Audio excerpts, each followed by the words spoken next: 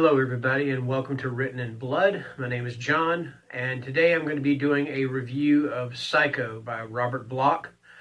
This is the novel, of course, that became the Alfred Hitchcock movie that was released in 1960. Psycho, the book itself, was released, if I remember correctly, in 1959. So there's really not that much a span between the book and the movie, between the book being released and the movie being released or produced or whatever you want to call it. But the thing is, I saw the movie. This is actually my first time reading Psycho itself, reading the book. Seen the movie several times, of course. I mean, if you haven't seen Psycho, I mean, what's wrong with you? Just watch it. Go watch it. Seriously, it's a classic, and it's a classic for a reason. I think instead of doing an actual review of this, I think what I'm going to actually do is kind of dwell a little bit on the differences between the book and the movie itself.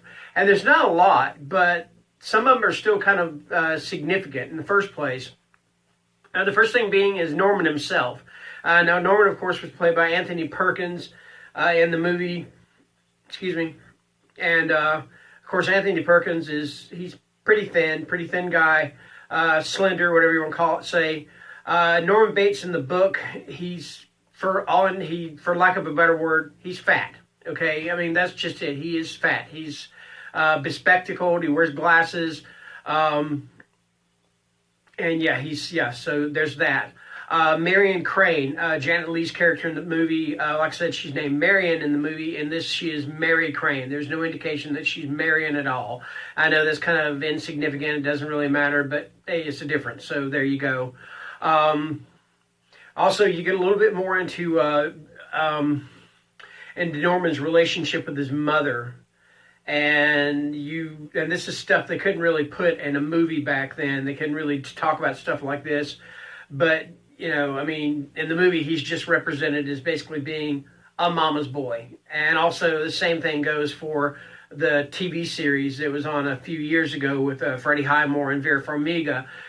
You realize he's a mama's boy. But the one thing that the book and the TV series have in common is that it dwells a lot more on the incestuous relationship that Norman had with his mother, Norma Bates.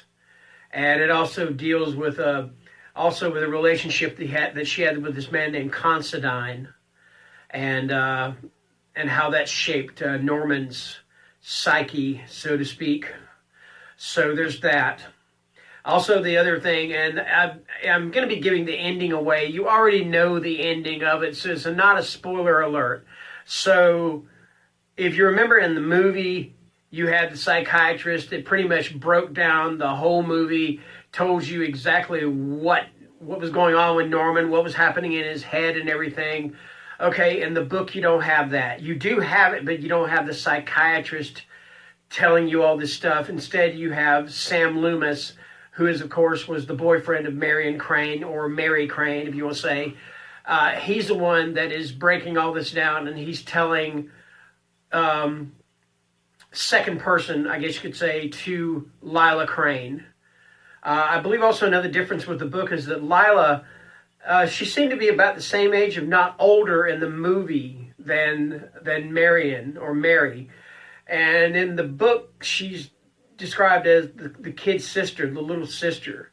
It says in the book that Mary, is 27 years old. And I believe it says that Lila is like 21, maybe 22 years old. So there's that. Other than that, those are the big differences in it. And to be honest with you, they didn't make, as far as from book to film, they did not make that big of a difference. Like I said, they couldn't talk about the whole incestuous relationship with his mother. And I'm not saying he was having sex with his mother, but there was still that undercurrent of incest.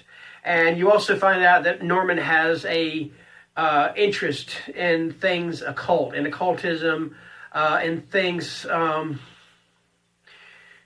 strange things. Just say strange things. That's what he has an interest in, and occultism is one of them. Also a little bit of Satanism. And it doesn't dwell on that stuff a whole lot. It's just stuff that you do find out through the course of the book. But like I said, between the book and the movie, just they're just subtle differences, and they don't really make, in the long run though, they don't make that great of a difference. Psycho the movie is a classic movie. It's a 5-star movie. I'm giving Psycho the book a 4-star rating. It did seem to, in some places, it did seem to drag just a little tiny bit, and that's why I'm bringing it down to a 4-star rating. But other than that, I highly recommend Psycho. It's a great book. If you haven't read it and you've seen the movie, read it to try to, and form your own opinion on it. All right? So that's it. That's my review for Psycho by Robert Bloch, 1959, movie released in 1960. Anyway, I thank you for watching and have a great day. Bye-bye.